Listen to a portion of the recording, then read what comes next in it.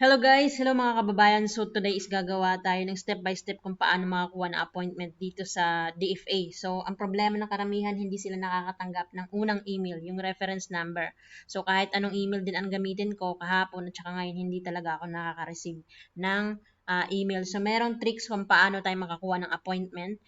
So panoorin yung video na to hanggang matapos nyo guys, okay? Yung link nasa description, i-click nyo para ma-direct kayo sa website na ito. Okay? So, i-click nyo lang tong by proceeding. Then, i-click nyo yung start. Kung grupo kayo, grupo means dalawa kayo, tatlo kayo magkakasama, i-click mo to. Pero kung mag-isa ka lang, individual. Hanapin nyo yung lugar kung saan kayo pupunta, saan kayo kukuha o magre-renew. Pili kayo ng araw at saka oras. Pag medyo mabagal siya, wag niyo siyang i-refresh kasi babalik kayo sa bago. Fill upan ko lang to guys, tapos i-click yung next hanggang matapos natin to. Mag-green yan lahat pag na-fill upan nyo na siya. Okay?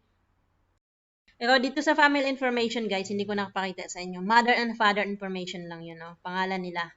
So, dito sa application form, pili ka lang dito kung renewal ka or renew or lost passport. Yung issuing authority, kung saan mo siya kinuha dati. Example, DFA Isiana, DFA Manila, mga ganon, Davao, kung saan mo siya kinuha. Then, contact information mo. Okay, pag na-fill-upan mo ta, mag-green na rin yan, lahat ng fill-upan na natin. So, i-click mo yung next, then complete address, then click natin yung next. Okay, kung meron kang mali dito guys, i-click mo lang itong edit, then i-save mo. Okay?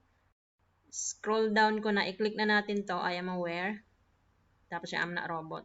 So, ang technique dito is babayaran natin siya, hindi over the counter. Babayaran natin siya gamit ang ating debit card. Kasi pag over the counter, hindi tayo nakakatanggap ng reference code. Confirm. So, regular, yun lang naman. Pag over the counter, mahirap makareceive ng reference code, guys. Mahirap makareceive ng email. So, ang gagawin natin, ito ang i-click natin. Then, pay now. Para automatic agad mababayaran natin siya. Then, proceed. Pag nag-loading siya, hayaan nyo lang guys. Huwag nyo i-refresh kasi pag ni-refresh nyo, babalik kayo sa umpisa. Sayang. Pag over the counter nyo sa babayaran, katulad sa 7-Eleven or Bayad Center, pwede. Pero ang problema kasi ngayon sa system ngayon ng DFA, sila ang may problema. Yung system nila, merong glitch. Hanggang ngayon, hindi pa rin naaayos. Kaya mahirap pag over the counter. Mahirapan ka makatanggap ng email. Nakailang try na ako. Wala akong natatanggap na email. Ito, ang mangyayari. Pwede Paymaya ang gagamitin natin. Visa. So, ganito ang itsura niya guys. No? Kung meron kayong Paymaya, gamitin nyo yun. Click natin yan. Pwede nyo siyang i-scan. Okay? Pwede kayong mag-login. Visa, kung meron lang yung Visa. Hindi pwede ang GCash dito. Hindi pala ang walang dito. Walang American Express. So, babayaran ko muna ito guys, Visa mo or Mastercard, no? Then, okay na. So, ngayon, i-input ko lang yung information.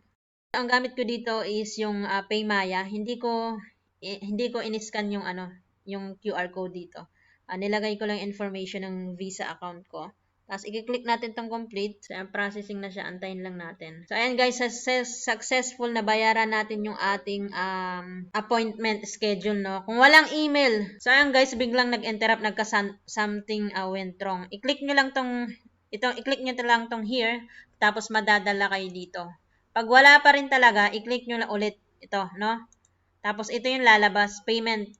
Your payment has been received. Download and print the application form by clicking the link below and proceed to the DAV office on your selected schedule.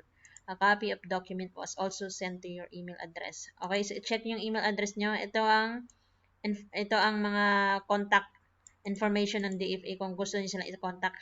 Pero during this time, napakahirap i-contact ng mga itong number na to. Pag itong email, try nyo i-email kung meron kayong gustong itanong or problema sa schedule nyo. So, ito, try natin tong i-click, no? I-download natin to. So, check nyo yung email nyo. Mag-i-email sila sa inyo. So, maganda guys, wag na over the counter. Gamitin nyo na lang yung ang tawag nito. Gumawa na lang kayo ng Paymaya kung wala talaga kayong debit card or Visa. Para hindi na talaga tayo mag-antay ng reference number. Ang hirap kumuha ng reference number. Ito yung lalabas na i-click nyo lang to, i-download. Clickable naman ito pala.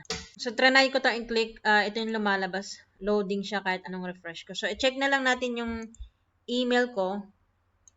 So, i-check ko na lang yung email kung meron na tayong natanggap. So, ito guys, nag-email yung ating Paymaya. So, ito, you sent 1,000 to the FA. So, ito yung ating resibo. Naka-receive ako ng email confirmation galing sa Paymaya. Tapos, ito yung appointment. So, successful na yung atong appointment, guys. So, mas maganda talaga gamitin nyo yung debit card. Wag na yung over the counter. So, yan lang guys kung paano maging successful ang inyong booking. Ito yon, i-click nyo tong click here to download your application form. So, i-click ko to para makita nyo. Apat na, 2 copies. Tigto 2 copies to. So, pa-print nyo yon. Yan, naka-PDF pala siya. So, pa-print nyo yan. And, yun ang dalhin nyo. No? Ito rin yun. Ito yun. Pa-print nyo to guys. 4 to 4. Ito, page 1 to 4. Ito yung isang receipt. So, 4 na piraso ito. Pa-print nyo. So, I hope guys, no, nakatulong itong bago kong tutorial kung paano makakuha ng schedule, no. Wag na, sa mga nahirapan magpa-appointment at gusto magpatulong sa akin, i-message nyo na lang ako sa Facebook or yung sa page ko. I-search nyo lang tong pangalan ko na Isla Ordin. Tapos, tutulungan ko kayo kung paano ko kayo ma-book. Kung wala kayong debit card or visa, pwede ko kayong i-help, no? So, I hope nakatulong tong tutorial ko sa inyo and God bless. Kung nakatulong to guys, please like and subscribe sa YouTube channel. Thank you.